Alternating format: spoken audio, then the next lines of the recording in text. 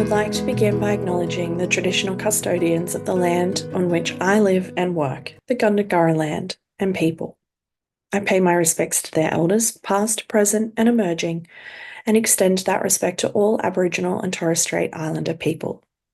I also want to acknowledge the traditional custodians of the lands on which you, our listeners, are joining us from today. I recognise the deep connection that First Nations people have to this land, their enduring culture, and their commitment to the preservation and care for their country. This land was never ceded, and it always was and always will be Aboriginal land. Welcome to Beyond the Surface. This is a space for conversations that sit at the edges of faith, identity, power, and recovery, especially for those of us who have been shaped, stretched, or harmed by fundamental religion or high control systems. Some episodes are personal, some are reflective, some are educational or curious, or quietly disruptive. All of them are grounded in lived experience and a deep respect for the complexity of leaving, questioning, and rebuilding meaning. We will be talking about religious trauma, various forms of abuse, cult dynamics, queerness, and recovery, not in neat answers, but in honest conversations. In listening to these conversations, some parts might be heavy or activating for you. Please take care of yourself while listening and feel free to pause or step away if you need to. I'm Sam, and I'm really glad that you're here with us. Welcome, Ben. Thanks for joining me. Great to be here, Sam. I'm excited about this episode because I feel like it's been a bit of a long time coming. Aaron told me to get you on the podcast long before you even start. Like, you guys were gearing Hey. up for Queerfully Made, and he was like, "You need to Yeah. get Ben on the podcast." And I was like, "I will." And it's like 6 months later, and we're finally here. So I, I feel I love like that on my end, it's been a long time coming. it's been a long time coming. I so appreciate Aaron just like dropping me in there. Aaron's Um, just pimping you out to podcasts.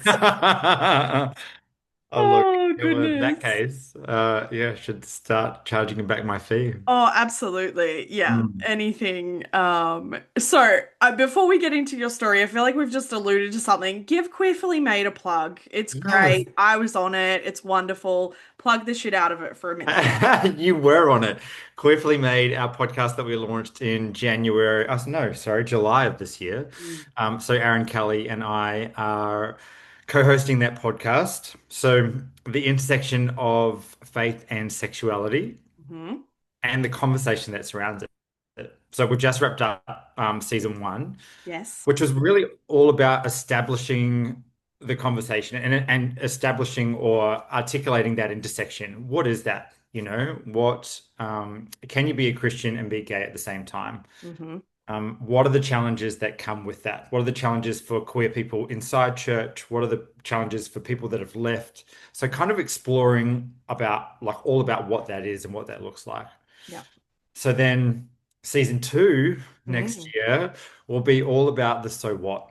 So what do we do with that? Mhm. How can we help people that are in that situation that Aaron and I were both in when we were closeted gay boys in church, not knowing how to get out? And Mhm. then how do we help the communities that those people are in? Church community, queer community, and all of the other supporting communities around that. So yes, we're very excited, very happy with season one and all the Yeah. guests we had on there, including you. That was a super fun episode. It Oh was good my gosh. fun. Yeah. That was the most laugh out loud moments I think Aaron and I have had in a Oh, podcast. yeah. That was crazy. And we're talking about trauma. Yeah. Yeah. The Yeah, irony, hey? yeah, it's Yeah. beautiful. I mean, I think we had sort of like alluded quite quickly that like anything can happen and people, especially with like Aaron and me in the same episode, anything can happen.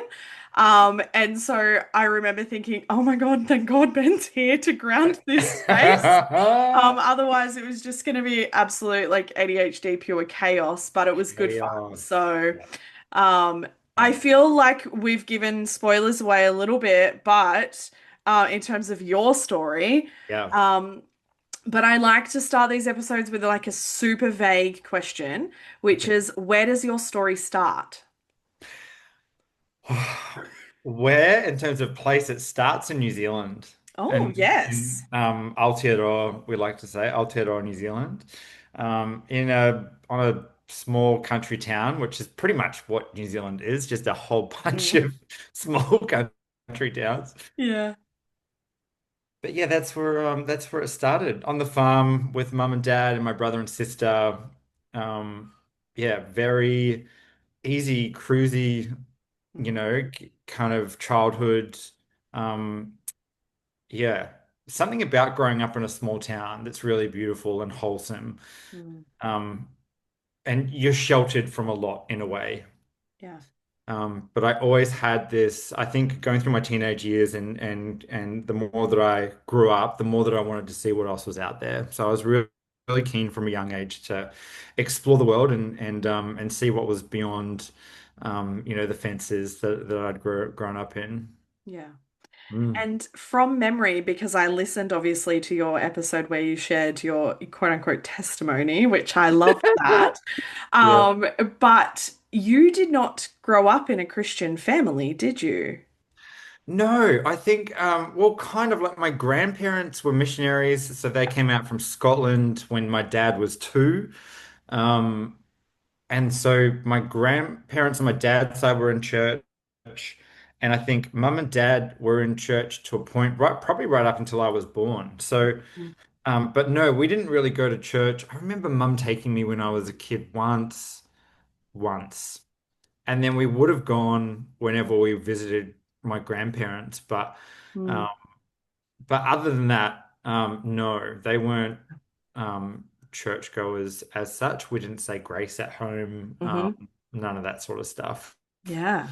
Um, but I did go to a Christian holiday camp when I was a kid, when I was 9 years old. Yeah. Um, or it was a bit of a family tradition. So again, dad's side, like all of them as boys and as girls went to camp. My auntie and uncle met at this camp. Oh. But there's a real kind of family history there. And so you go as kids and then you can stay on as helpers and Yeah. then you can become leaders after that. So probably that's where I was properly introduced to Christianity and what being a Christian is, who God is, what this is all about. Yeah. And again, in a really kind of wholesome, beautiful way. Yeah.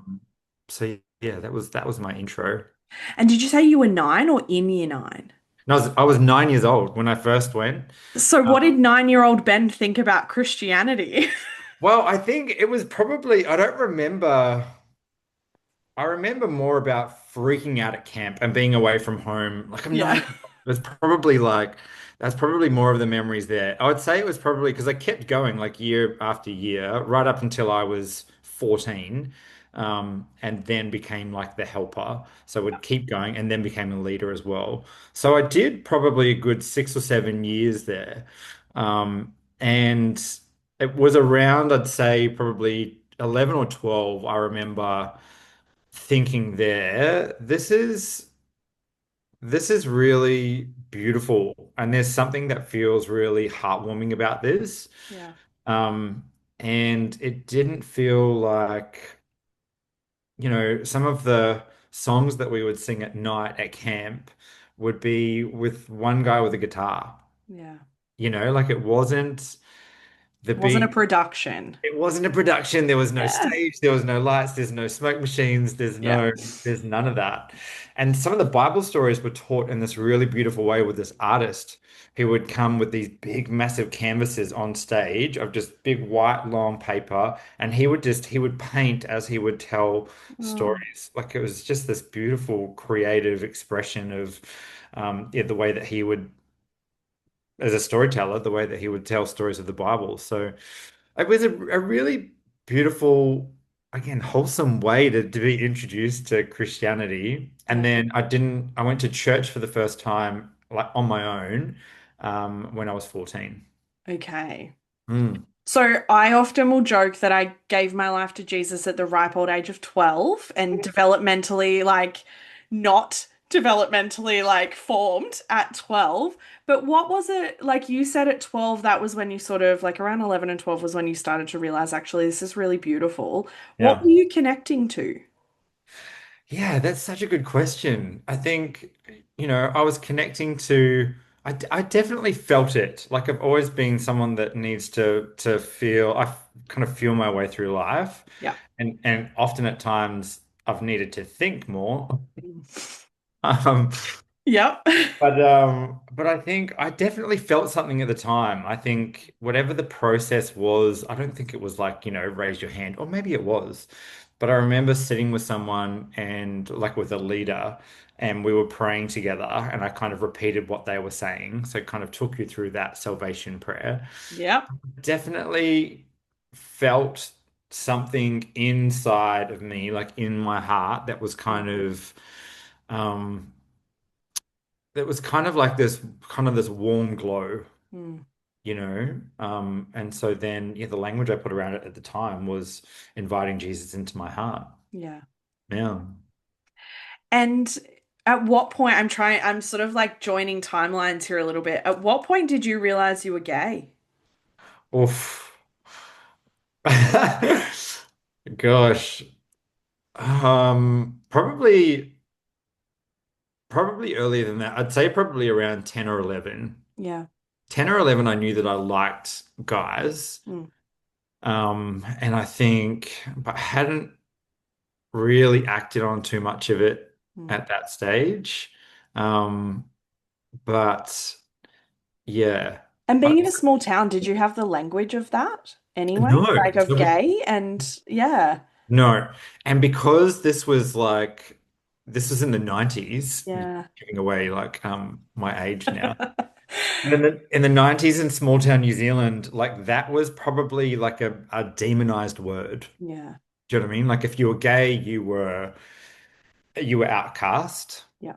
And you were, associated with all of those words that Mm. were very derogatory at the time. So, yeah, gay, queer would have been Mm. just as bad. And then, like, all the name calling stuff, like, fag and homo and all Yeah. of those sorts of things. So, it was all, yeah, I think they were words that I definitely didn't use because I didn't ever want to be labeled as that, even though I felt like an outsider that whole time. Yeah. Mm. What was that like to feel like an outsider in a small town? I know. I think it was hard. It was really hard.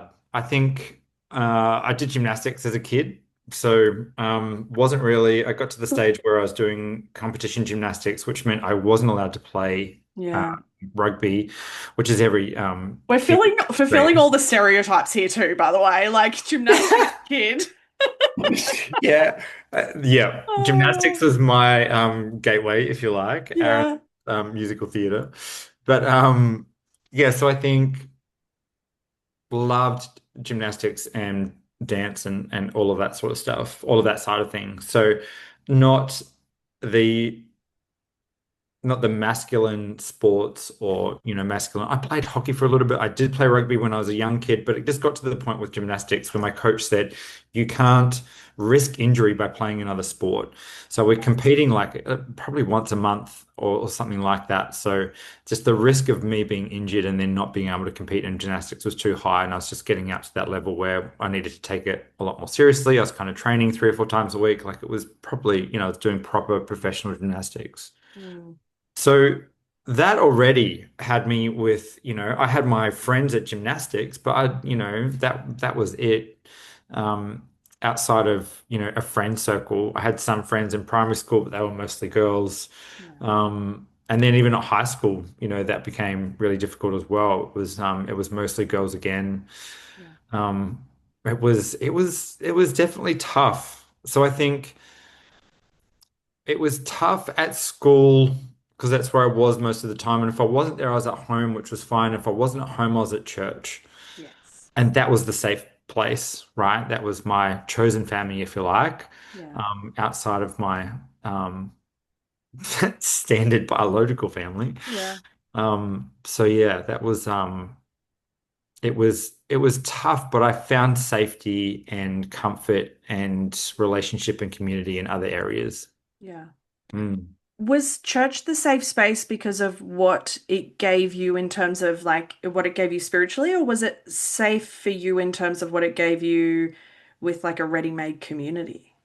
It Or both? was it was a ready-made community. It was Yeah. family, and because so dad left home when I was 15. Okay. So the family unit kind of fractured then, and Mm. then I really lent into church then Yeah. because then they took me in. They held me close, they looked after me. I was safe there, so I was there a lot. Yeah. Friday nights, twice on Sunday, like it was just because that was a safe space. And it wasn't that, we were coping pretty well at home Mm. and had kind of, my brother and sister and I, really got through that whole time together and with mum, of course, and we had lots of support and beautiful friends and family around us. So very lucky. And at the time it was weird because not blended family wasn't a thing back then. Yeah. We were a minority. There was like two or three of us at school that had parents that were divorced, it wasn't a common thing. So yeah, church was a beautiful, safe place. And I really lent into that. Mm. Yeah, found a place to land. I realized I forgot to ask you what flavor of church and what flavor of Christianity we are in at the moment. Hmm. I was at a Christian outreach center.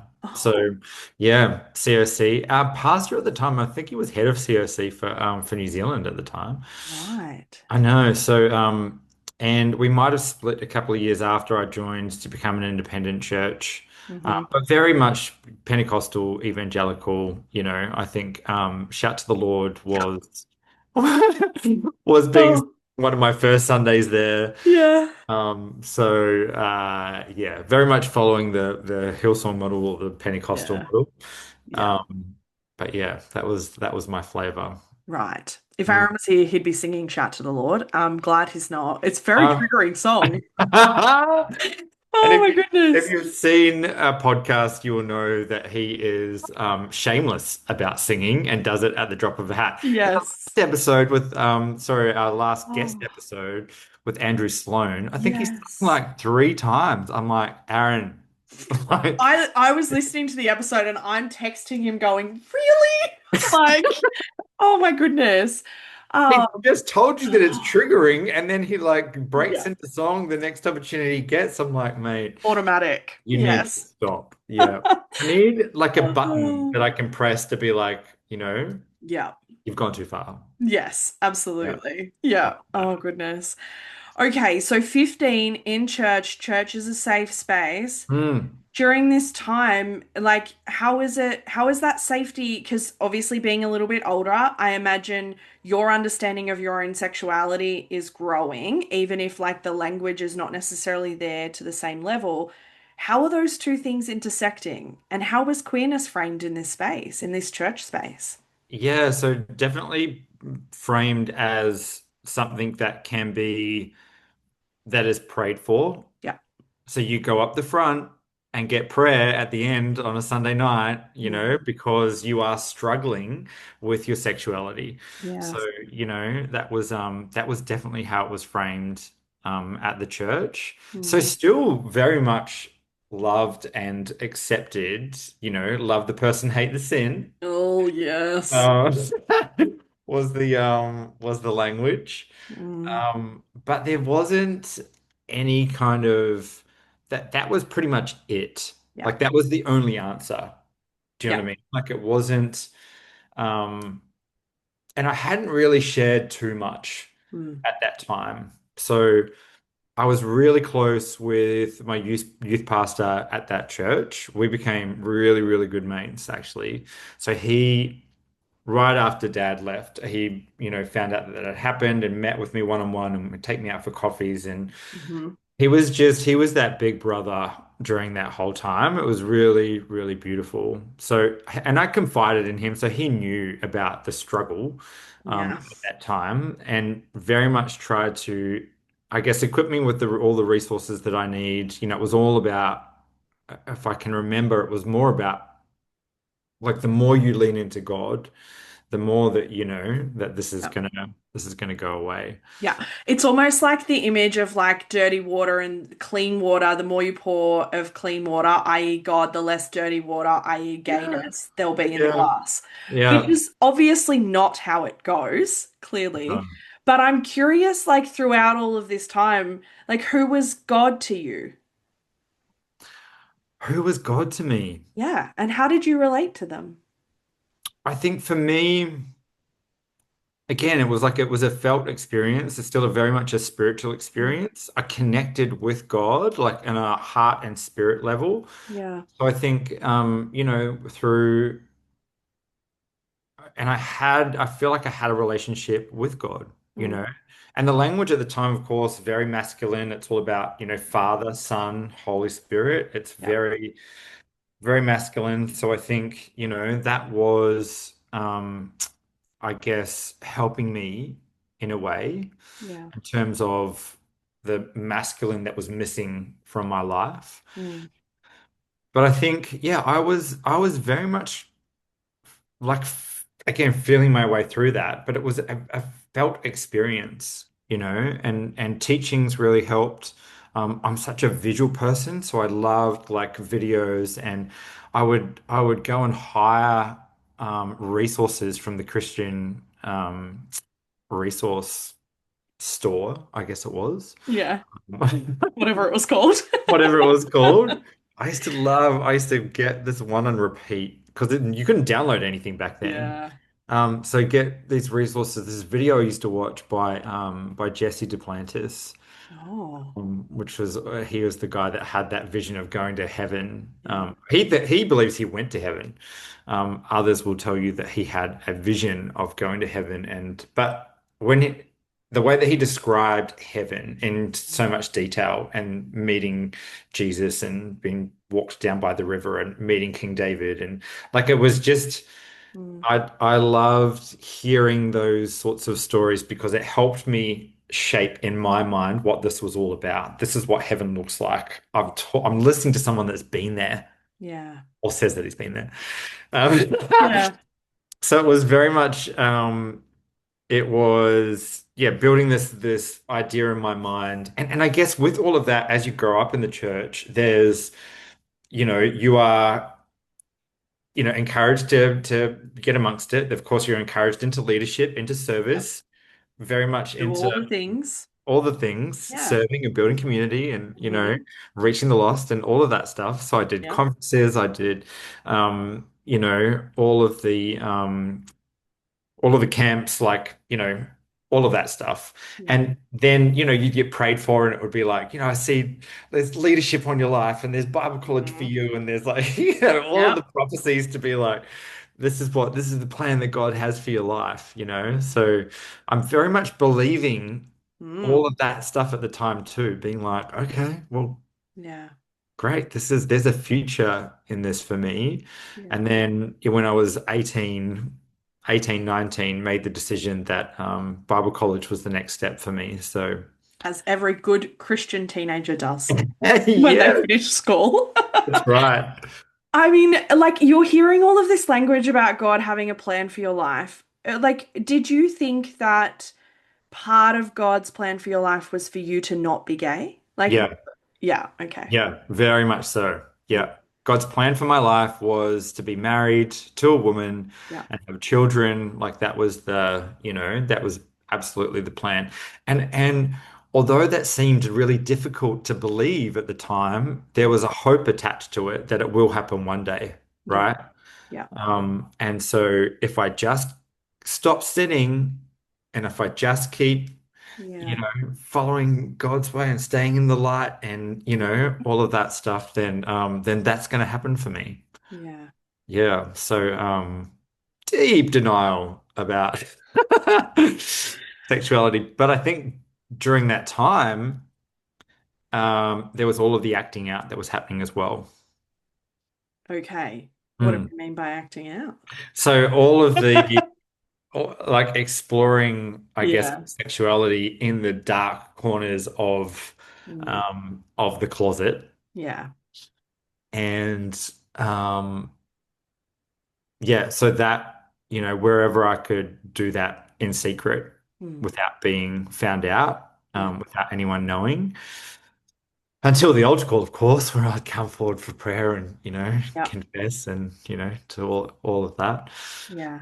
So that was a bit of a cycle. It was kind of, go out and sin, if you like, or explore that part of that, my sexuality and act out sexually, and then Yeah. come back to church and try and, um, you know, be Repent and ask for forgiveness. repent, be cleansed, Yeah. blood of Jesus, all of that. Yeah. So that was the cycle. Acting out in really secret places. Mm. So I think for a lot of closeted gay guys, that is in places like beats, Yeah. like which are, I guess, secret places in the community that are quite public places, but Yeah. where guys meet and hook up and Hmm. have sexual experiences and then run away in shame. Yeah. So yeah, so there was that wherever I could find that. Mm. Um, and then um, you know, I guess porn to a degree, Mm. but yeah, I was also not really having experiences with people that I knew, if Mm. that makes sense. Yeah. So it was more very there's a lot of anonymity. Like it was just I didn't know the people that I was hooking up with. Yeah. I Um, mean, I imagine that allows you to stay somewhat invisible and like you said, anonymous. And yeah, you are there, but you are not attached to it after that moment, essentially. yeah, Yeah. yeah. I mean, you talked about like, I guess what we would call like the dissonance of like being in the closet, acting out, going to church, that sort of cycle that's happening. Mm. What did it feel like emotionally and psychologically to be in that very shame, guilt-filled closet? Like alone in your bedroom at night, no one's around. Like, what was it like for you to live at that point? Yeah, I think, in the dark moments, it was really dark. It was Yeah. really hard. It was really sad. So kind of crying out to God, take Mm. this away from me, why me? Why can't I be like, Yeah. everybody else? So lots of those types of prayers. Um, and in the good times, it felt really hopeful Mm. and really, I was really grateful for the experience that I was having, Yeah. and the grateful to be in a place where people did love me and did accept me. And Mm. so yeah, so there was kind of both of those things happening at the same time. But I think in the darkest times, like it was really hard. Like definitely felt the rejection, Mm. felt the hurt and the weight of all of that, of kind of, of keeping it a secret and um yeah, um not being able to express myself in the Mm. way that I want to express myself. Yeah. Um, so I very much became the chameleon and just conformed. I'm like, I can't wear that. I've got to wear this. I've Yeah. got to, because that's what we're all wearing. That's what makes me look more straight. Yeah. That's, um, that will that will guide people towards this version of me, and then, there'll be no doubt. Yeah. Yeah. Yeah. I Even mean, and though, I obviously talk a lot with other queer people in these episodes about like what it is like to suppress your sexuality or your gender. And by and large, the biggest thing is like it's like it literally feels, and I think this is tricky for people who have never experienced it, but it like viscerally feels heavy. Like it yeah, is like you are carrying a whole separate identity that you can't express, that you can't voice. There is no way to move that out of you. And so instead, it just feels like this whole separate identity that you are just carrying around. And she's heavy, right? very, yeah, Yeah. it is heavy.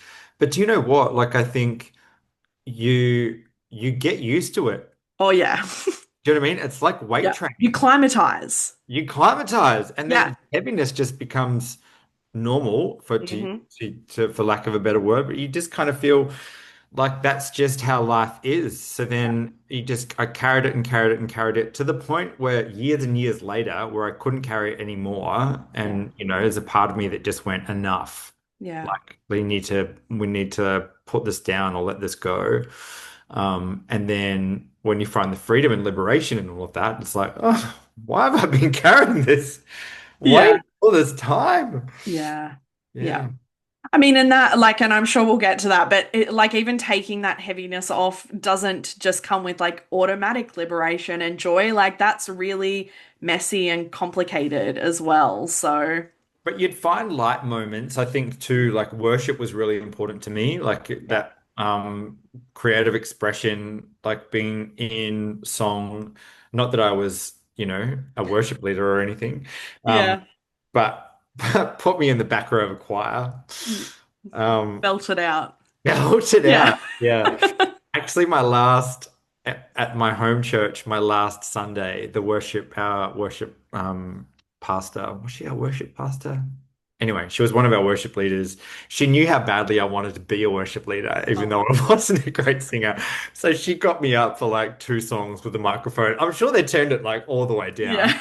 but I just got to be on stage and have that moment. Oh, So forever grateful to her for that. But I would find lightness in those moments of worship when you are, I think they are the sacred moments in churches where people are actually connected to spirit or yeah. God or universe, whatever we call it now.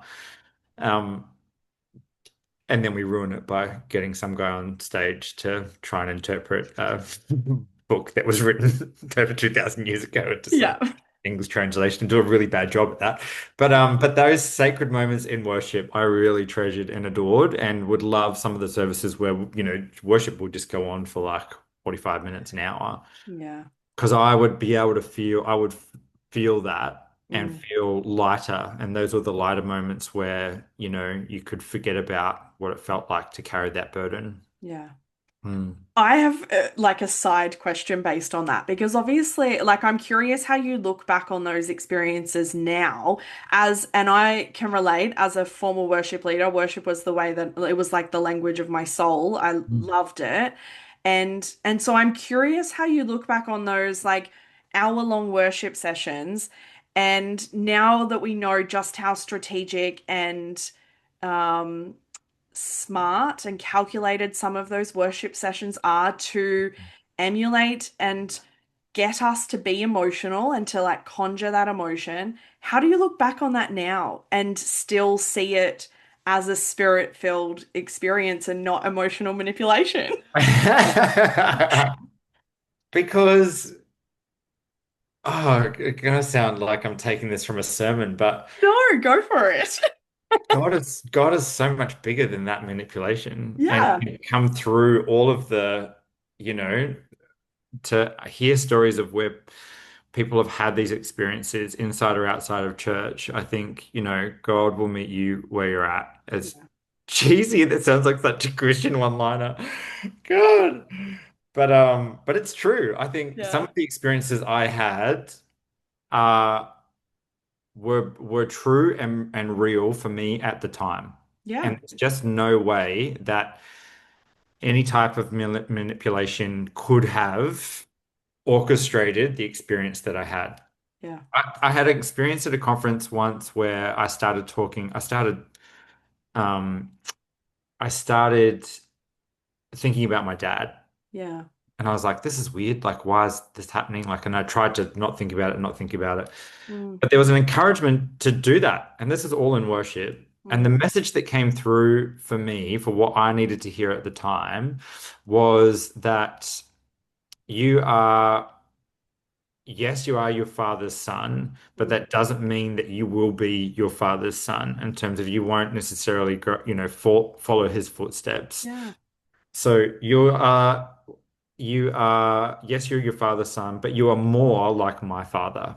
Mm, So you are everything like my father. You are made in the image of God. Like it was yeah. just this beautiful identity shift that needed to happen in me. Yeah. And that was that was an incredible experience. I don't remember the worship song that was playing, but so yeah, I still think yes, um, the right chords might have been played. And Yep.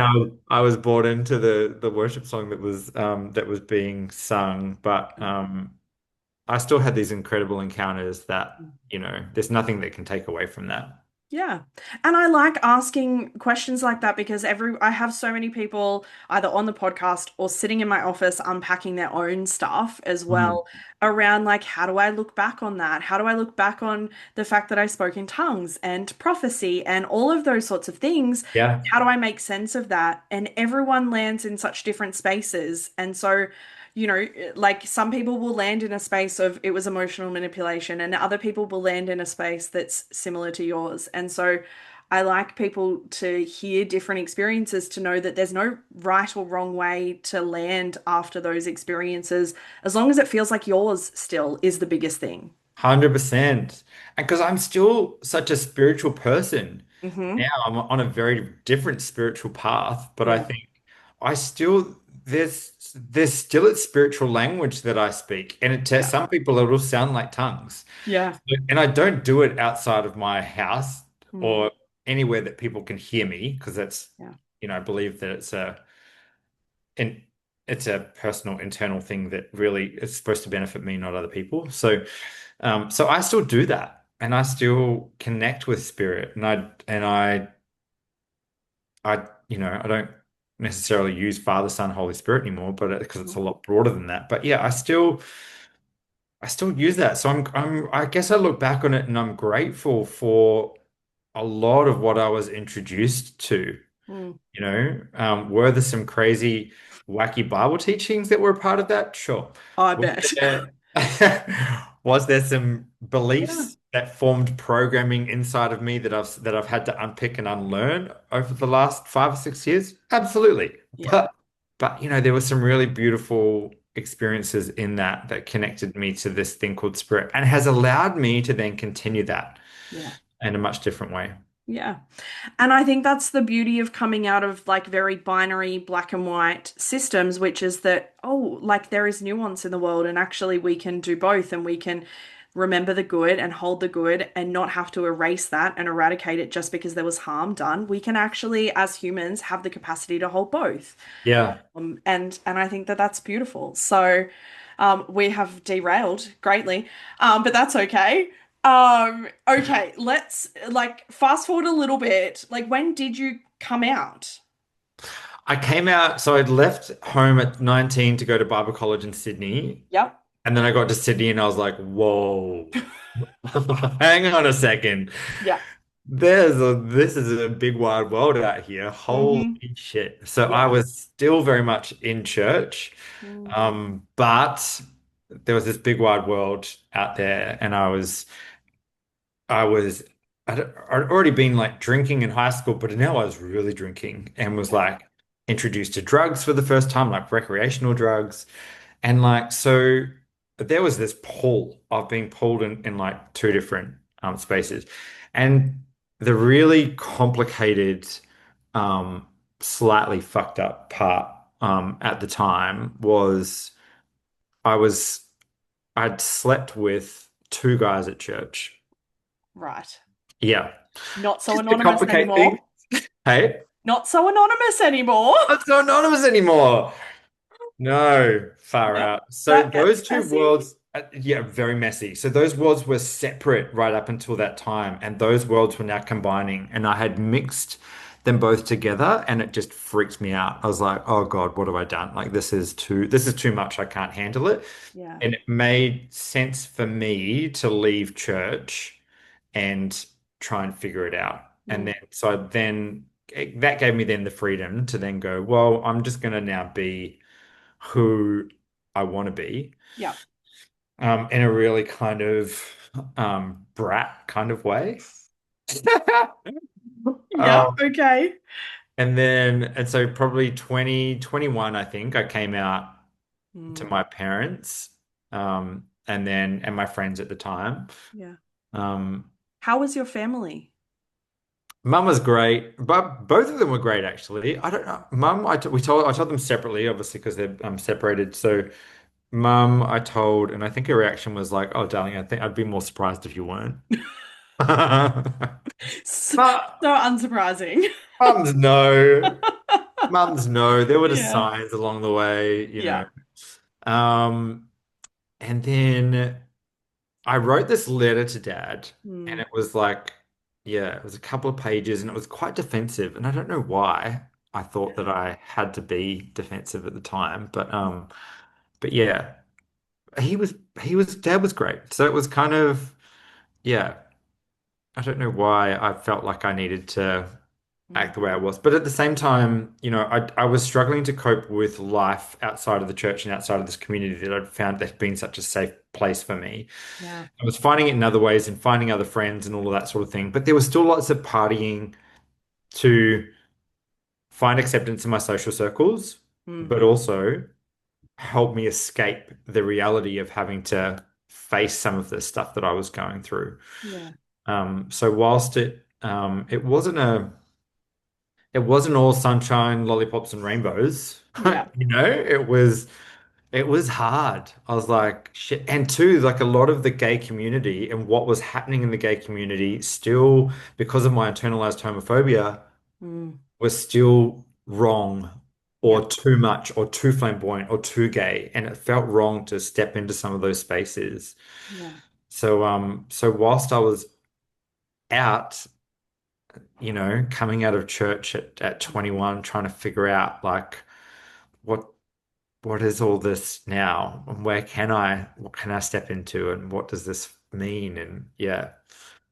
I find the process of being out and feeling some self-affirmation about your queerness are not always at the same time. There's sometimes a point where you are technically out, but internally, that doesn't necessarily mean that you affirm your own identity. Mm, They're not always the same thing.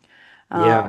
and so, I'm curious how, like, moving from one community, church community, to what I'm assuming is like a secular community more so. Yeah. What did that do to your sense of faith and spirituality? Was it still as strong as it was, or did it wane? It waned. Yeah, definitely. Yeah. I definitely put a lid on all of that. Mm, Yeah. That was, and just, yeah, like I said, just became a master of escaping. yeah, And had a great time. I Uh, bet. had Yeah, a really good time. But the more I found friendships and really strong relationships in the secular world with friends that would just love and accept me yeah, for who I was, and two, because they met me when they met me, that's all they knew. They yeah, only knew me as me being the open gay version of me that was. So they mm, didn't know the backstory. They knew the backstory in terms of where I was from, but not the church story. yeah. And just because they didn't have that upbringing, it would have been too hard to explain, and I didn't want to deal with those demons, if you like. Hmm. So it was just Yeah, easier to not talk about it and keep partying. yeah. Yeah. Did you have a sense that you were escaping at the time, or is that language that you have now? Oh, I think I knew at the time. Okay. I knew there was always a sense of like, I'm running from this. Mm, Yeah. I'm running from a part of life that I need to deal with, and I will get to it one day, but not right now. yeah. Yeah. Now, I know that that escapism escalated at some point, and Mm. so I'm wondering if you are comfy sharing that. How that escalated in my 20s. Yes. Yes, gosh. Because I think up until this point, and I remember listening to the Queerfully Made episode, and I had that moment when you said the words that I know that you will say in a bit, and I was like, "You've got to be fucking kidding me!" I was like, "I'm looking at Ben, and he's like the sweetest human," and I was like, "Mm-mm. These Oh. two things do not line up. I cannot, I could not make sense of it in my head." And Yeah. so I am imagining that. I'm sort of saying that going like when people listen to this, I think they're going to have the same sort of reaction that I'm sure you've gotten tons and tons of times. Yeah. Yeah. There's often the reaction. Um, Yeah. yeah, it's a crazy part of my story, but the partying got to a point where it was a bit out of control and got to the point where I was in debt. Yeah. So not massively, but enough where I was like, oh gosh, I need to do something here. Mm. And I got presented with an opportunity, which was, you can clear your debt and make money if you go to another country and bring drugs into this country. Yeah. So that was an opportunity that was put in front of me, and that brat arrogance kind of, I'd gotten away with so much over the years. I Yeah. had this weird arrogance, master's confidence that was like, well, yeah, because I get away with everything, and Yeah. I'll get away with this. Yeah. Like, there's no way I'm going to get caught. Like, so yeah, I attempted to do that, and I got caught Yeah. at Sydney Airport on the 14th of February, 2000 2004. Mm. Yeah, 2004. Yeah. Um, and so yeah, was arrested at Sydney Airport by two federal police officers and taken to Surrey Hills Police Station where I was processed, and then the next day taken to a remand centre Yeah. where I was processed, and then spent the next 9 months going back and forward to court Hmm. before I was finally sentenced to 7.5 years was my top sentence, Mm. and 4.5 years was my bottom sentence. So 4.5 in the bottom means that you have to serve 4.5, Yeah. and then you're eligible for parole, and then you can and the parole board makes the decision as to whether or not you'll be released at that time or whether you need to keep serving time in prison until they make another decision. Yeah. So yeah, so 23-year-old Ben was found himself in prison, Yeah. wearing prison greens, going, how the hell did I get here? Yeah. I mean, like, we'll get to that bit, but like, how do you look back on 23-year-old Ben? Like, how do you feel about him now? Oh, I just I go, he was so lost, Yeah. and I just think in hindsight, it was the best thing that could have happened to him. Yeah. And it needed to happen. It was the biggest wake up call. It's the biggest wake up call anyone can go through. Yeah. For me, it was the wake up call to go, what are you doing with your life? You Yeah. and it gave me the time to then go to figure life out Mm. and to do that sober, to do that clean and sober um, and with structure and routine. And, there was a lot of good things that happened throughout my time in there. Yeah. Um, so yeah, I think of 23-year-old Ben going, feeling scared and lost and not knowing what's happening to him at the time, but it ended up being a really good thing. Yeah. And I mean, I think a lot of people are probably thinking, prison and gay don't really go together, not safely Not anyway. And safely. so, No. I'm imagining you went flying straight back into the closet. Oh, hell yeah. Yeah. Straight back in there. Yeah.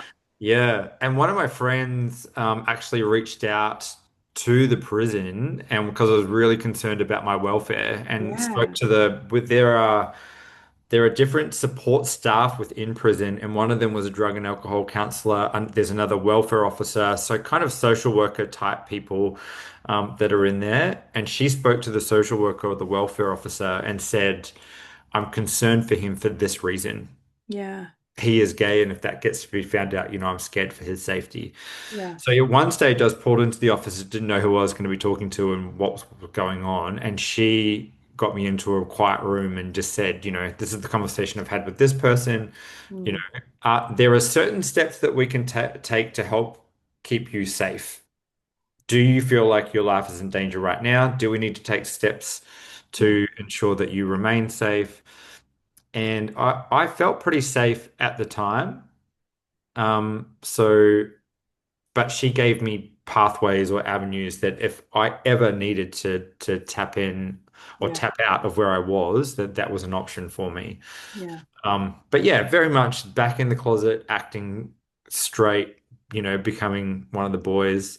Yeah. Um, and as much as you interact with guys in there, you don't really ask a lot of questions. Yeah. Like part of the code is that you don't ever ask anyone why they're in there, because Yeah. why do you want to know?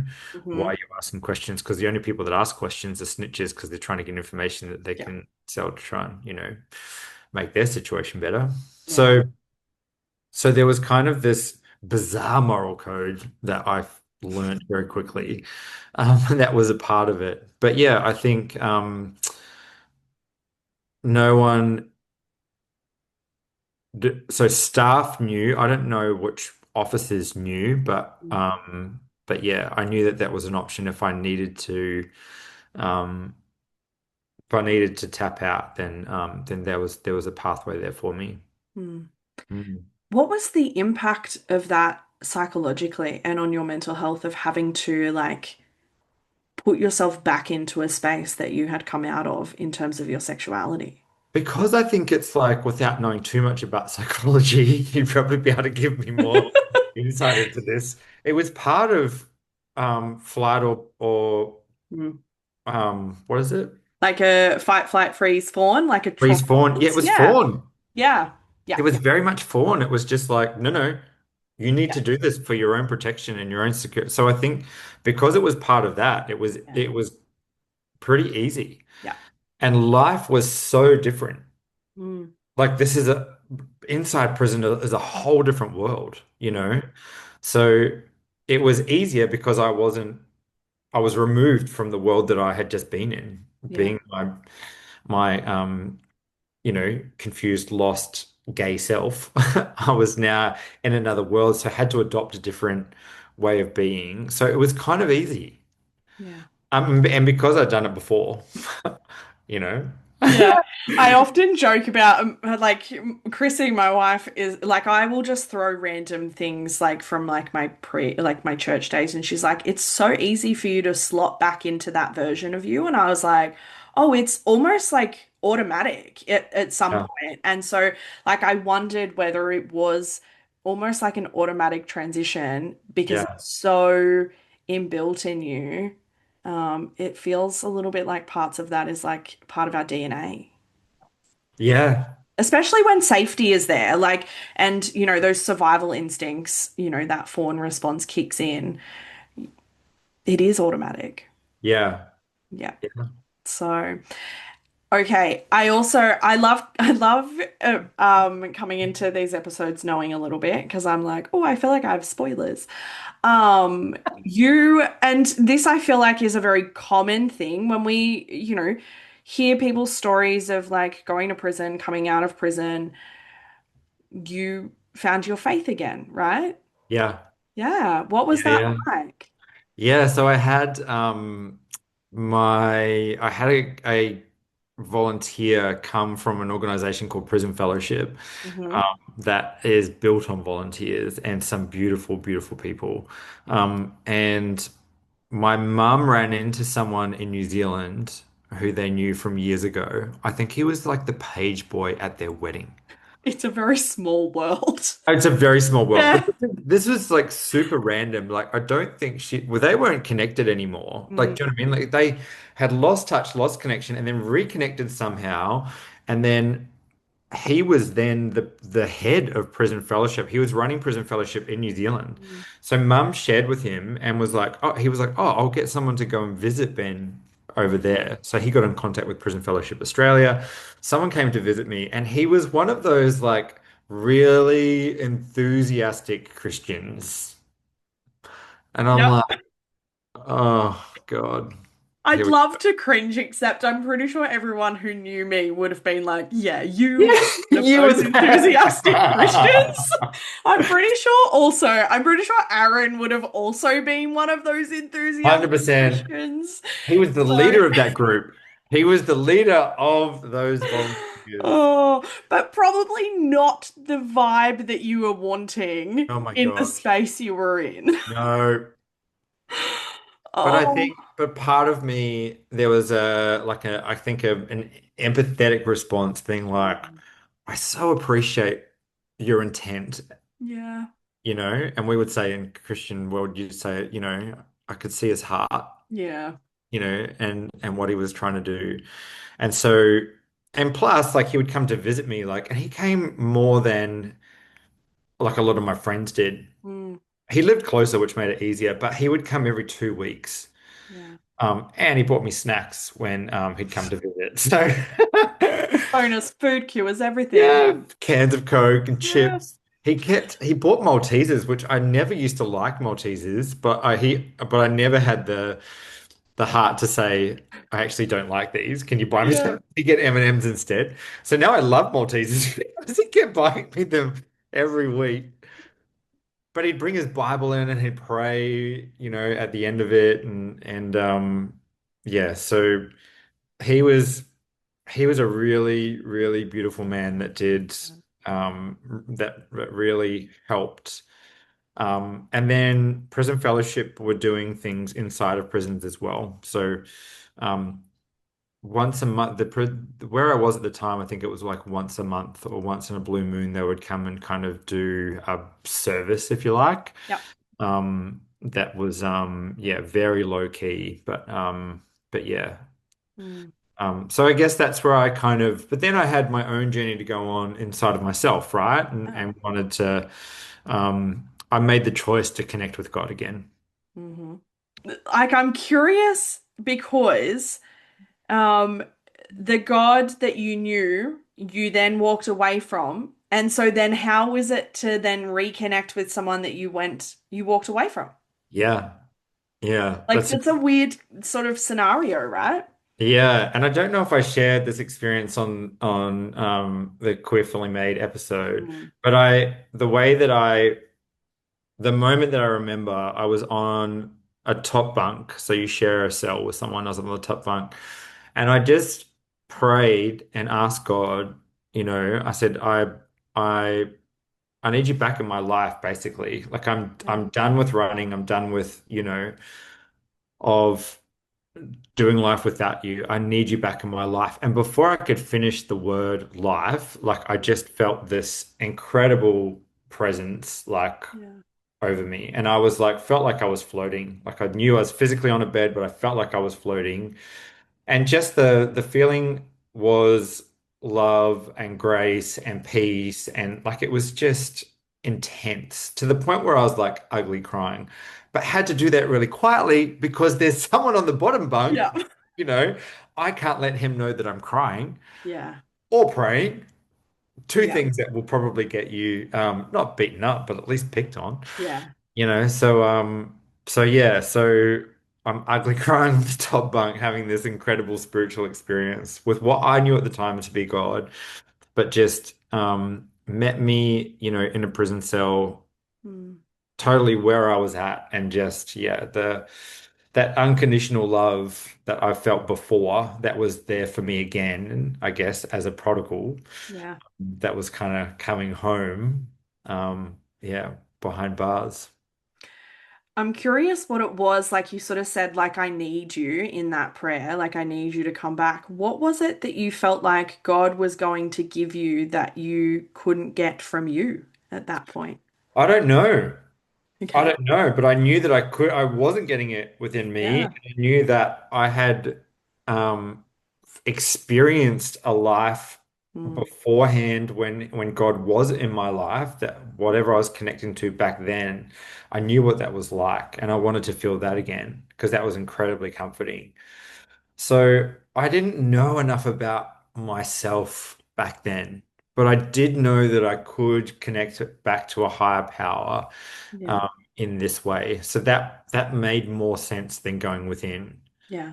If that make Because I know that practice now, and that's very much how I part of my own spiritual practice and part of my own figuring stuff out in therapy and all of that stuff now. Mm, But at the time, yeah, I felt like that was. um, an easier answer for me. Mm.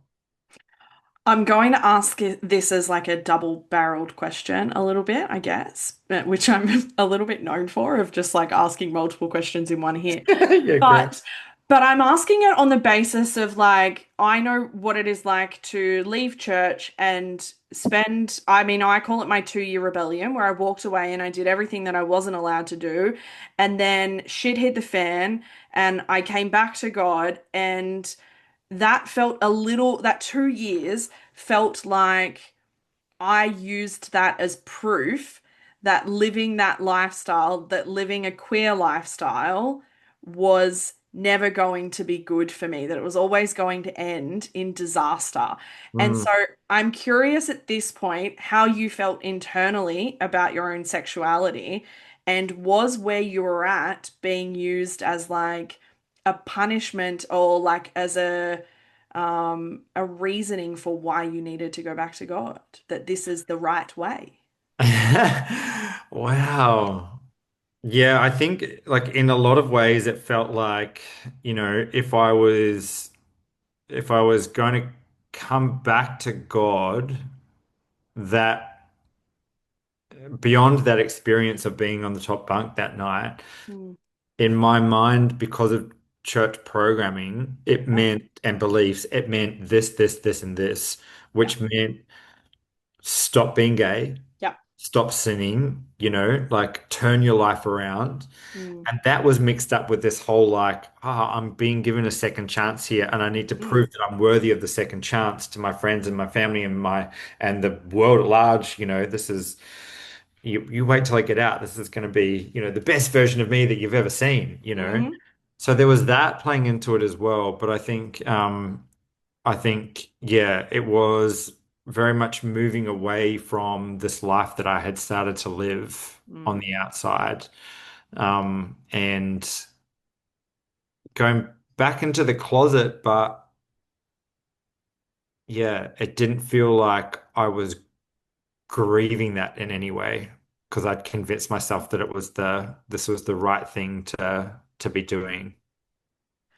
Interesting. Yeah. Yeah. I mean, and obviously, like you're in the closet for safety anyway, but now you are like internally in the closet because you again sort of like had this confirmation that it was not okay, that it was wrong. Yeah. Yeah. Yeah.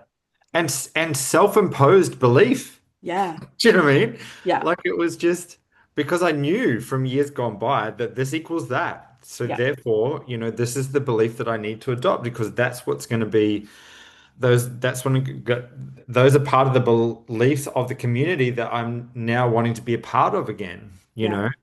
know? And I started to reconnect with, other people in church, Mm, and connected with a Christian organization, like with a church that was coming to the one of the last centers that I was at. They mm. were coming in once a month, and this community church, gosh, they were incredible, such beautiful people. Um, and so then they encouraged a group of us to start running our own services on Sundays. So there was a small kind of gathering of us that were doing our own thing internally, which they just saw as like, revival in the prison kind of thing. Like they're Yeah. just like, it's no longer just us coming in once a month. It's these young guys that are changing the world inside the prison. And oh Yeah, I God. was like, I'm hearing like the song from the inside out. Yeah. Like that's what I'm imagining. 100%. It Yeah. was the album at the time, I think. Yeah. Gosh. Yeah, but we were and yeah, being given all the resources, had all Mm, the Hillsong CDs that were being yeah. given to us through the chaplain. So the chaplain was really supportive, that was there as well. The Salvation Army chaplain, Ron, who was again a really beautiful Mm, human. So yeah, I think I was on that path, and then that got closer to my release date, which was then like, well, gosh, then this is going to be me back in faith community, yeah. back in church, and I get to start my life again on the outside, and that's going to be without drugs and without alcohol, and it's going to be in a faith community with those beliefs. Therefore, I'm going to have those beliefs. Yeah. Mm. And so is that what it looked like when you were released? And what was reintegrating back into society like for you? So easy. Yeah, I The bet. breeze. Like I will often use like prison reintegration as like examples for like people leaving cults. Like I talk about it with like cult Oh yeah. recovery in terms of like reintegrating into society. Yeah. And the overwhelming thing is it's really fucking hard. It is really hard, yeah. Yeah. And I think I should so two things. I should say leading up to that point, probably 12 months, the last 12 months of my time in there, I was doing weekend release at Oh yeah. times. So different, I think once a month, it can be once a month, but it wasn't for me because I didn't have family in Sydney. But I did have some family friends and that guy that was coming to visit me from prison fellowship. Yeah. I got to go out on weekend leave and stay at his house for a few weekends. So that really helped, Mm. right? I remember being in the car for the first time with like a family friend of ours staying at his place, being in the car going past a train, a train went past us, and I hadn't seen a train in like over 3 years. Do you know what I mean? Like Yeah. just seeing that. So that those weekends really helped. So when it got to the day, the other thing I'd say is I'd seen a lot of my friends, like I'd seen their release day Yeah. and us kind of cheering them on as their and say goodbye. So it was this kind of weird bittersweet moment of like saying goodbye, but then being super happy for them because Yeah. they're getting their day of, you Yeah. know, being out and being back with their family and friends and being free. There's this whole thing around freedom. Freedom was on the outside. Yeah. So then that came for me and it was so surreal. But my dad came and picked me up, my dad and my stepmom, which I really love and adore. And we spent a few days together and then they left. And it was probably a week after that that I was sitting on a park bench one day and I just burst into tears Yeah. because it was just, I was like, I had this freedom but didn't know what to do with it. I was like, what do I do now? I was out of the routine, I was out of the structure, I was out of the support, as weird as that sounds. Mm. Those are the things that had conditioned me for 4.5 years. So now I'm out going like, what the hell do I do now? Yeah. And Sydney felt weird. So I left Sydney pretty quickly and moved up to Brisbane, Mm. moved in with family up there Yeah. and started life again. Hmm. Yeah. And did you go into, and I guess this is the like the difference is often people coming out of a cult, they're leaving their ready-made community. Did you go back into a ready-made community in Brisbane, like in terms of church? Yeah. Yeah. Yep. So my youth pastor from New Zealand was Mm. now running a church in Brisbane. Right. And my auntie and uncle that I was living with at the time were going to their church. Oh, So I just slotted in there. yeah. So this is not only am I connected with family in a safe space there, I am connected in with friends Mm. that knew me from back in that time and had supported me too through you know, through prison and everything from a distance, but as much as they could, you know. And then we got to reconnect and I got to be part of their family life and their church community and their like it was so easy Yeah. and beautiful and safe and it was exactly what I needed at the time Mm. whilst still suppressing that part of me. Yeah, I'm like, there's a caveat here, There's babe. a caveat. Because as much as he wants to be in church on Sundays, he also wants to run out and Here's lots of boys. kiss lots of boys. Yeah, yeah. Oh, And so, like, okay, I'm trying to sort of like piece timelines together as well, which is like, because I think a lot of people think that like these things happen quite quickly or like extremes in time. Either it's happening over like decades or it's happening over like weeks. But like, what was it like for you to go into that ready-made community? Connecting to this new renewed sense of spirituality, and at what point did we go, oh, I can't suppress my sexuality any longer? yeah. So I think the first part of it was quite quick in terms Yeah. of reintegration back into and connecting with the people that I knew and being able to slot into that. Yeah. part of life. That was pretty easy and happened quite quickly. But relationships still need to form and build, and that got Mm. stronger. I was then, months later was in leadership positions and all of that. So that just That kind of always happens very quick, hey? that always happens very quickly. Yeah. So so there was all of that. And then I left that church and went to another church, and again, very quickly found myself in a leadership position. Um, so but that whole timeline from when I got out in 2008 right through to 2020. So Mm. there's 12 years Yes. of this. Yeah. Yeah, of this journey. And again, I had confided in some people about what was going on. So the leadership positions that I was in the churches, I still would, the people that I was under leadership, I still kind of submitted to that leadership. And part of that, I was really open and honest about the struggle Yeah. at the time. So, and then that's where I was introduced to, courses and versions of what we know as conversion therapy now. Yeah. Yeah. I didn't know that at the time. Mm. Was definitely not labeled that Yeah. at the time. But that's where I was introduced to all of that as part of that 12-year journey, Mm. that 12-year window. Um, so yeah, and tried, attempted, I think, 3 times to have girlfriends. Mm. Yeah. But Went like we super do. well. Well, it kind of did because like in Christian circles, all you can do is hold hands and Yeah, kiss. I was like, you're not allowed to do anything anyway. No, which is perfect for me. Yeah. So I just You get to didn't want to like, do anything either. no, I don't want to do anything else. I just wanted Oh, yeah, so I just got to make out with one of my really good friends. We're still really good friends, actually. lovely.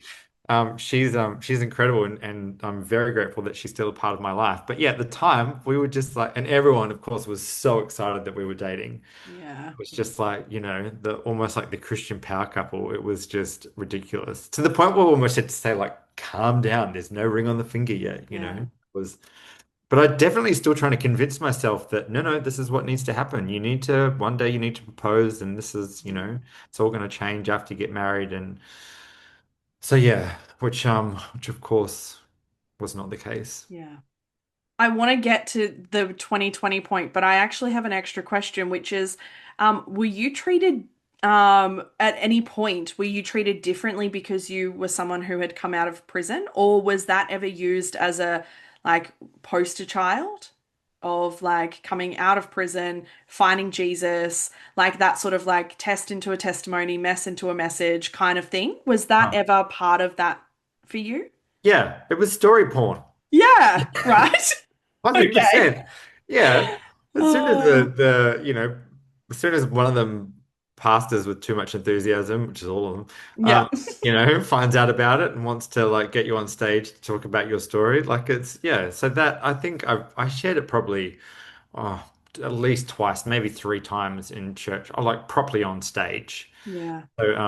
So yeah, so that was yeah, like to the last time that I did it, I was kind of like, okay, I think I'm ready to stop doing this now. Like, Yeah. this is getting to be a little bit too much of a sideshow. Yeah. Come along to see. So yeah, so I understand, I understand why Mm.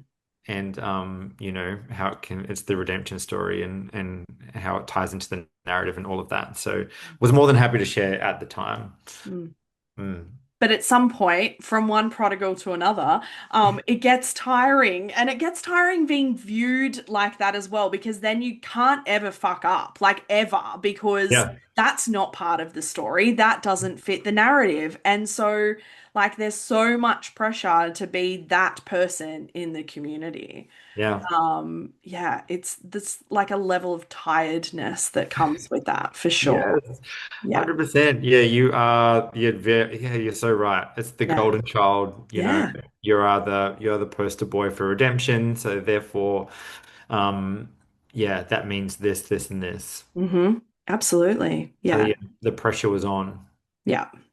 So, like half of I feel like my podcast guests, COVID hit. What happened? Because like COVID derailed so many things for so many people when it came Yeah. to like leaving either harmful church bases or just feeling differently about your sense of faith. And so, what happened in 2020 for you? So a couple of things leading up to 2020. One of them was I'd started to um, every now and then I was going out, starting to party a little bit. So Mhm. I met someone at church who was kind of in church, kind of not. And he saw me for me straight away. Mm. And he called it out really openly one day. He was just like, "But you're gay." And I was like, "What? No, no, I'm not. How dare How you? dare you?" Pearl clutch. Dead giveaway. Um, so and he became a really important friend during that time. So I was able to act out Yeah. of the perfect Christian boy and go and have this side life with him every now and then. Mm. And he had a beautiful group of friends and that was really helpful. So that was the start. I mentioned that because that's the start of me acknowledging, because he saw it and he called it out. It was start of me acknowledging that part of me again. Yeah. So then right up, this is 2019. We had a guy in the church that was stood down from our worship team because he had come out. Ah. Yeah.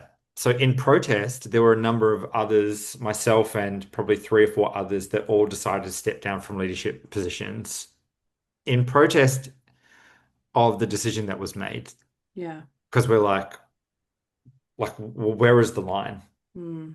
He's been serving in that role for 6.5 years. Yeah. And now he's made the decision to live his life openly as a gay man. We're going to say that you can't do that anymore. Like what? Yeah. So you've drawn a line for him. Why is that just for him and not for the rest of us? Like this doesn't. So it really kind of shook our leadership team and our elders. Our elders are like, what the hell is going on? Like, why this reaction? And we were then surprised at their reaction, being like, are you serious? Why are you surprised that we're surprised? Why are you Like, surprised that we're surprised? Why is yeah. there shock here? Like, Yeah. no. And so there was this really open, honest dialogue that was I say open and honest to a point, Mm. and it was met with heightened emotion, but it was still the conversation was being had. So that kind of that started something as well. And it got to the point where I was like, I can this was getting me closer to be able to have a conversation about the decision that I'd made. But it was mid 2020 for me that I was still going through the practices of trying to date. And I was talking to someone, we'd chatted on a dating app, Mm. this really beautiful girl. We're chatting on there. We swapped numbers, started texting, and then started calling. We had a phone call one time and we spoke for like an hour and it was great. And Mm. it was when I got off the phone and I just broke down. Yeah. And this part of me that just went, I can't do this anymore. Mm. Like I can't force myself into this. I can't keep trying. I've been trying for years and I'm tired and I can't do this anymore. So it's I had a mini breakdown Yeah. and was kind of it was during COVID, so that was I was already indoors. Yeah. So I probably would have spent a lot of time in my room anyway, but the government was telling me I had to be in my room. Yeah. And I think that gave me the solitude that I needed to be able to process that. And it took months. It took I'd say probably 3 months before I was like, okay, like what am I going to do about this? Yeah. I can't stay like this anymore. Like what? And I got just this feeling of like, what if you were to switch the preferences on the app? Like on that dating app, what if you were to switch it to guys? Like what would Yeah. Like, let's just feel this out. Like, let's not tell anyone and just see and experience it and see what it feels like Like an to experiment. experiment, to Uh, start chatting to guys. yeah. So I did, and then came across this really beautiful profile. His profile, all his pictures, like just pure joy. Yeah. Like just it was just this beautiful joy that was coming through. And I was like, so we connected through that. And then through a series of really amazing events, actually got to meet face to face through like borders opening Mm. temporarily and all that sort of thing. But he'd been through the same thing 2 years ago. Oh, wow. So he became my person that just kind of guided me through this. Mm. So all still very much in secret. Yeah. So we were doing church, but doing it online and and all of that. So it did get to the point though where I had to sit down with my senior pastors and be like, this is what's going on, and this is the decision that I've made. Yeah. Um, and I want to let you know. And I know that this changes things. Mm.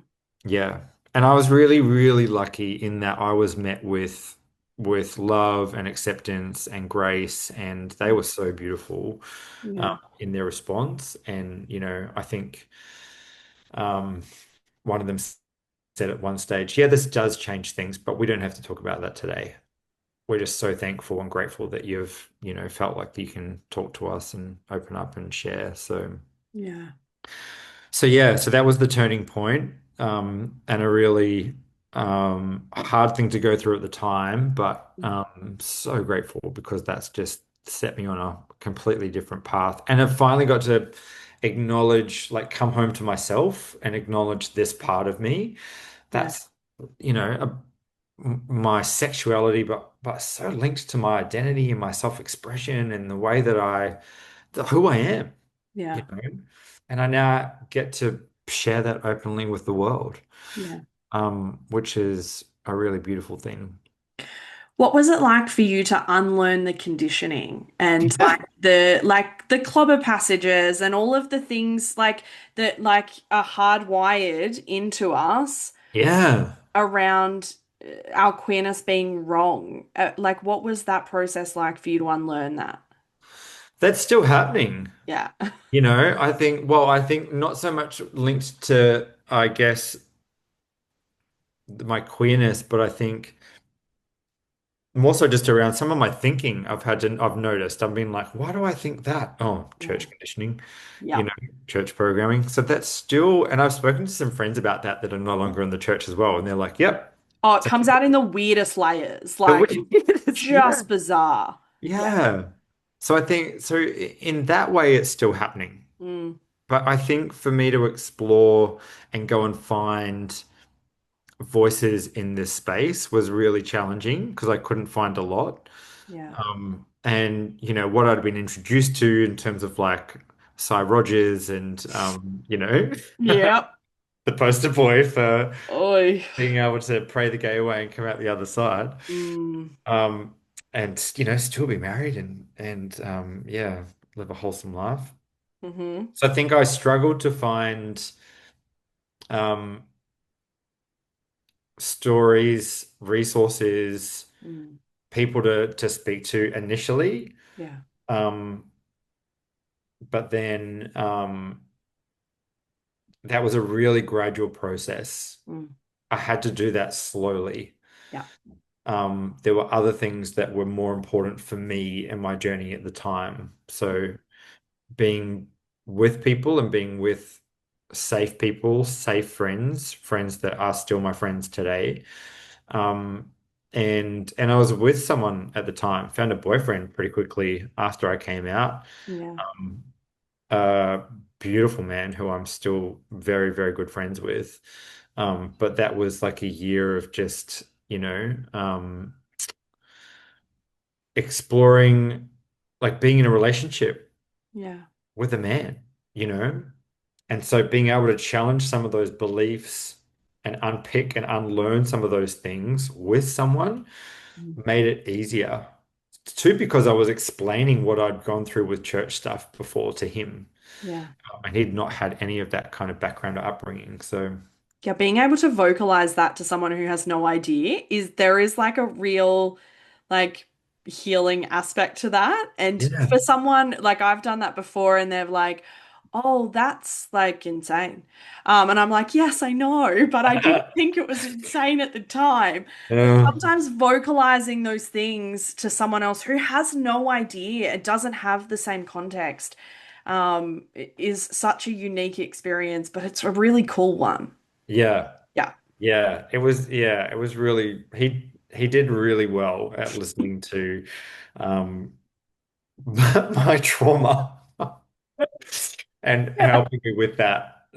But then, yeah, I felt, I guess the way I engaged it more like it was, it was watching Queer Eye, it was watching Drag Race, Yeah. it was being able to engage with the community that way as well. That was really, Mm. it was easing into it. I wasn't kind of throwing myself into it. Yeah. Yeah. Um, I just thought of a question when you said like all of your trauma, because I'm sitting here thinking throughout all of this, like we obviously can see, I think anybody who has experienced like suppressing their identity and living in spaces that don't see them as their full self is going to come out with a level of trauma. And then obviously you have prison on top of that. And yet, you sit here in this conversation and you are able to look back with a level of gratitude about those things. And Yeah. I'm curious how you got to that point. And I'm sure other people are as well. And I'm like subtly probably thinking therapy had a role to do with in that. But like, how is it for you to sit here and look back on those incredibly painful experiences and go, yeah, but it was what I needed. It's what like I needed that something like that to happen. Yeah. Yeah. Yeah. I'm so grateful that I can now look back on it. Yeah. But you're right. I think it's a mixture of therapy. So I've been working with a coach and therapist for the last 5 years, off and on. We'll do big stints together and then have breaks and then reconnect. Mm, Um, so he's been a really important person in my life. I would say the my own spiritual journey and mm, exploring reconnecting with that in a different way and widening. I talk about like that narrow Christian view that I had, just like stretching that wide open to explore all different types of spirituality, and like there's parts of that have been really healing as well. yeah. It's um like throwing a new look on, like a new perspective on the narrow and wide path. yeah, I but love that. also Yeah. understanding that what I was connected to in terms of spirit or God Mm, was real and is real. yeah. It's still real for me. But two, there are different guides now that come through for me in prayer, or I call it meditation now. Mm, But there's been a few different ones, and Jesus comes through every now and then mm, still. So yeah. it's just made me go, gosh, well, there's so much more to this spiritual experience than the church confines it to. I felt Mm, like I was, in one room looking through one window, and now I've got to explore the rest of the house and just go, there's lots of windows yeah. and there's And there's lots doors and there's like there's there's doors. secret ones and Yes. And layers to all of that, and some of them yeah. change and move, and there's no, oh, it's wild, and it's blowing my mind still today. And so that's been a really important path for me to walk, and Mm, has really been helpful in terms of my own healing. yeah. Connecting with people that have been through the same thing has been really, so obviously meeting Aaron, we Yeah. have very similar stories, very similar timelines, Yeah. and have now kind of recognized that what we went through can be easier for other people if we can help them. So then how do we help them? Which is why we started Queerly Made. Yeah. Um, and then I'd say family and friends support has really helped, Yeah. especially my family. I think when I came out again for the second time in 2020, the celebration that I was met with from my family that were like, oh, finally you just get to be yourself, you know? Yeah. It was that was really, really beautiful. So and I know that's not always the case for some people. So But we love that it was for you because we don't want it to be those other experiences. We want no, it to be the beautiful celebratory one. like it should be. Yeah. Yeah. And then the last thing that's been really healing has been, which I really underestimated, was moving cities. Yeah. So I moved from Brisbane down to Melbourne, and Mm, I really underestimated how therapeutic moving interstate is, yeah. or can be, and how that can really, there's a lot that happened in Brisbane, and it was beautiful and it was great, but there was a lot of other stuff that happened, and Yeah. physically moving away from that actually really helped me at the time to Mm, kind of leave some stuff there. yeah. Um, so yeah, I'm sure there's a way better therapeutic description that you could give in terms of like how that. No, I love that. And I don't want people to hear a therapeutic description. I Yeah, want people to hear real great. descriptions. So, I like to mirror a question that I asked earlier in the episode, which is now like present day, like we're recording this end of 2025. Mm, Who is God, the divine? Who is that figure to you now? yeah. Oh, it's um it's everything. Yeah. It's who I connect to every single day, and connect with it in the most beautiful way. And the things that I'm learning about myself and the things that I connect with, and the way that it allows me to connect with other people has just been really, really beautiful. So yeah, and I think um, grateful that I can connect with it in a way that I get not just comfort, but a sense of who I am in amongst all of this as well. So Yeah, so yeah, because what is it like for you to have a spiritual figure now that you connect with who is not condemning your identity at the same time? yeah, exactly. Yeah, yeah. Who is So, condemning that part? Yeah, it's beautiful. It's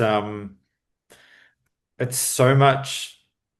My identity from that perspective is so beyond all of these labels that we put on, you know, and I understand how labels can be important and serve us at different times. But two, I think my own evolution of it is that um, you know, I am so much more than this gay version of me, if that makes yeah, sense.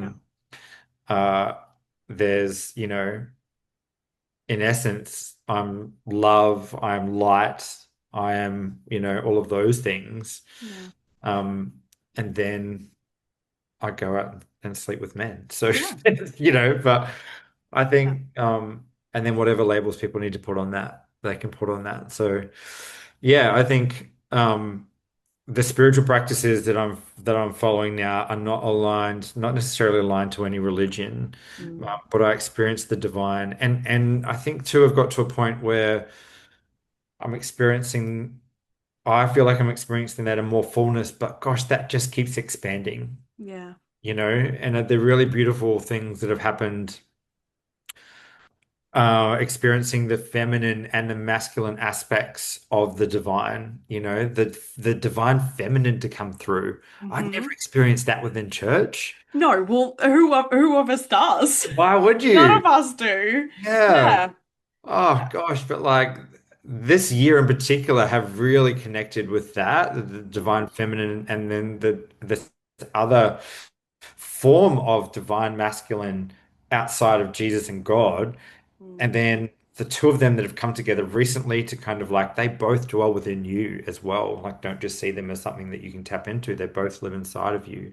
yeah, So yeah, it's just the journey of self and the spiritual journey are two of the best journeys you can ever go on. yeah, I say, and I keep encouraging people to do it, whether you're from a church background or not, because it's mm, just the best thing that you can do. I firmly believe that we are spiritual beings having a human experience. yeah, So yeah, I can't speak more mm, highly of it and recommend it enough. yeah. Mm. And speaking of encouragement, I finished these episodes with the same question, but I'm going to tailor yours a little bit specifically, which is I like to just get you to give some encouragement for people who are navigating this. But I'm wondering whether you can speak to the people who might be feeling like you felt when you were 23, lost, confused 23-year-old Ben. What would Oh, you say to that person? what would you say to that person? Um, I'd say that it's okay to run and it's okay to run away and it's okay to find your way. I'd say Mm, that that is all okay. But just know there are points where there are places that you can come home to yeah. and there are safe spaces for you to land. But at the end of the day, you need to come home to yourself Mm, first. Um, and then um, and then find those places and those spaces because they're all really important. But but yeah, that's what I would say. Run if you need to, but when you get tired of running, that and you need to come back, come to home to yourself, come home to the people that love you and just want you to be you. yeah. Beautiful.